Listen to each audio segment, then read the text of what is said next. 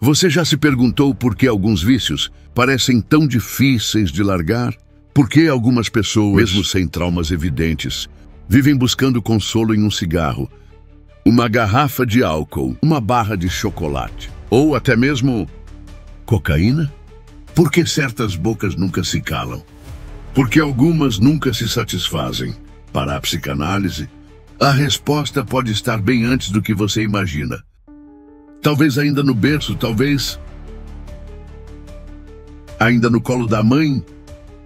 Hoje vamos mergulhar nas profundezas da mente humana, guiados por um dos pensadores mais provocadores e influentes da história, Sigmund Freud, e desvendar como experiências aparentemente banais da primeira infância podem moldar comportamentos compulsivos, vícios e até sofrimentos na vida adulta.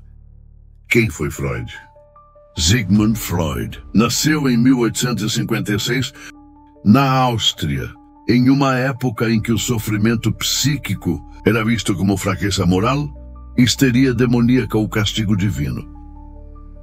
Mas ele ousou olhar para onde ninguém queria olhar. Para dentro. Freud abriu as portas do inconsciente, um território invisível, porém onipresente. Ele nos mostrou que grande parte daquilo que fazemos, pensamos e sentimos não vem da nossa vontade consciente, mas de um subterrâneo psíquico, onde desejos, traumas e memórias esquecidas ainda vivem com obras como a interpretação dos sonhos, Totem et Tabue. Principalmente 3 ensaios sobre a teoria da sexualidade. Ele propôs que nossa sexualidade, entendida de forma ampla como energia vital e pulsional, começa a se desenvolver muito antes da puberdade, e que essa sexualidade infantil passa por estágios cada fase do desenvolvimento infantil. Segundo Freud, está centrada em uma zona erógena, uma área do corpo onde o prazer se manifesta com mais força. E a primeira dessas fases é a fase oral,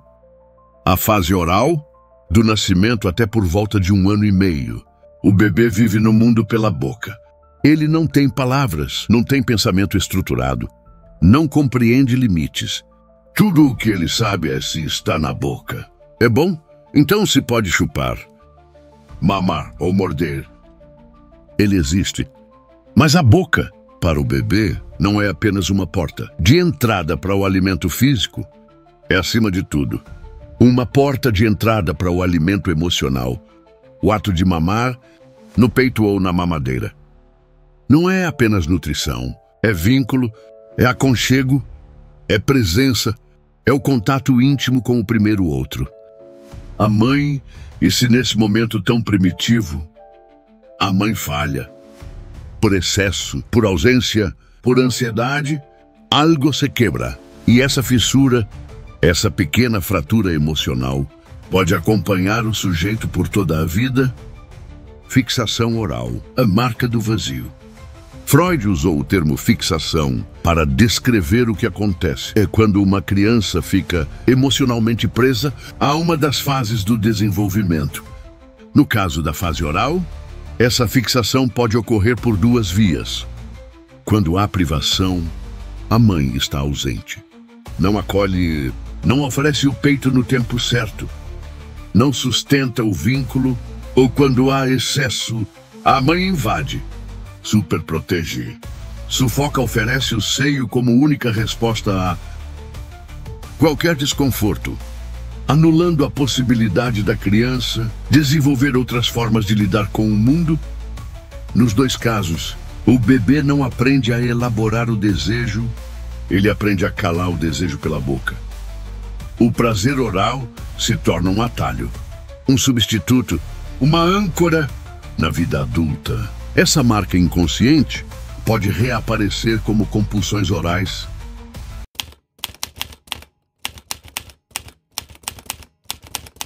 Então, pessoas que fumam sem parar, mesmo tossindo, mesmo doentes.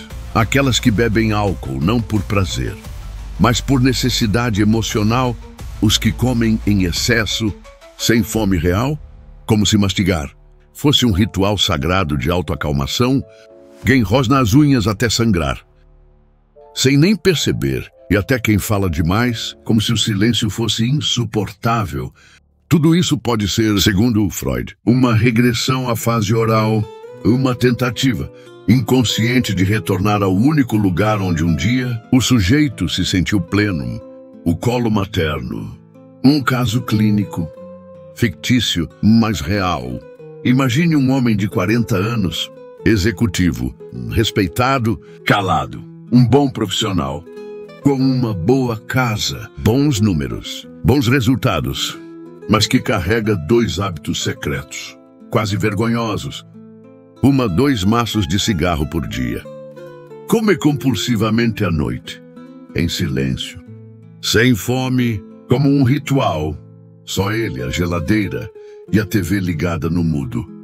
No consultório, ele se mostra contido, pensa antes de falar, evita contato visual.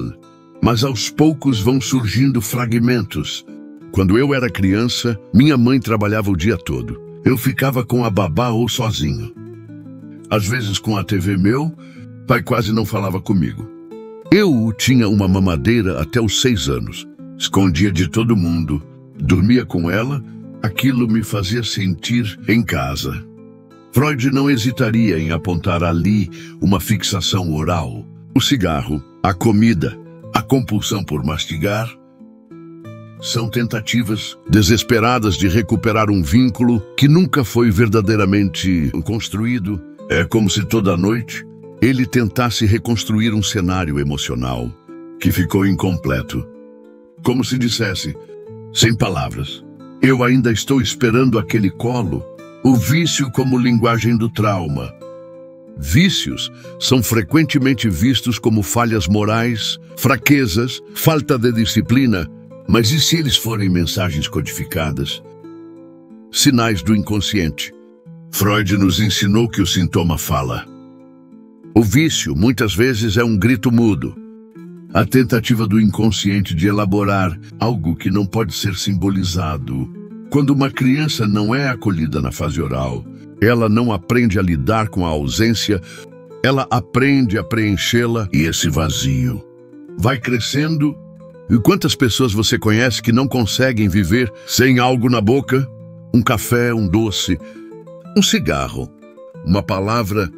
Quantas fazem do silêncio um inimigo?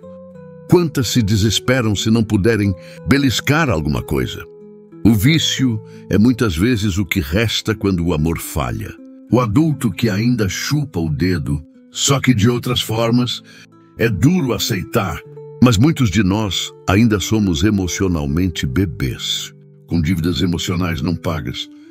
E lidamos com essas dívidas da forma que aprendemos, com a boca. A cultura até incentiva isso. O cigarro vendido com glamour, o álcool com status, a comida com afeto, mas por trás do marketing e do hábito. Há uma psique em luta, uma alma que grita, eu preciso ser acalmado. E isso não é fraqueza, é história, é estrutura psíquica. O que muda quando entendemos o vício como uma mensagem do inconsciente. Tudo muda. Passamos a olhar o outro e a nós mesmos com mais compaixão. Deixamos de ver o vício como um inimigo e começamos a vê-lo como um sintoma de uma dor invisível. Não é sobre drogas, não é sobre cigarro, não é sobre chocolate. É sobre ausência, sobre colo, sobre uma infância que talvez tenha sido silenciosamente devastadora. Muitas das teorias de Freud foram revistas, criticadas ou superadas, mas sua intuição fundamental permanece.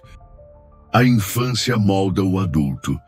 Psicanalistas, psicólogos e psiquiatras veem isso todos os dias. Viciados que não precisam apenas de desintoxicação, mas de um espaço onde possam finalmente elaborar o que faltou. Na próxima vez que você ver alguém lutando contra um vício, não julgue. Pergunte-se, de que colo essa pessoa sente falta? Porque no fim, talvez todos nós ainda estejamos procurando aquele primeiro olhar, aquele primeiro toque, Aquele primeiro gesto de amor que ficou faltando.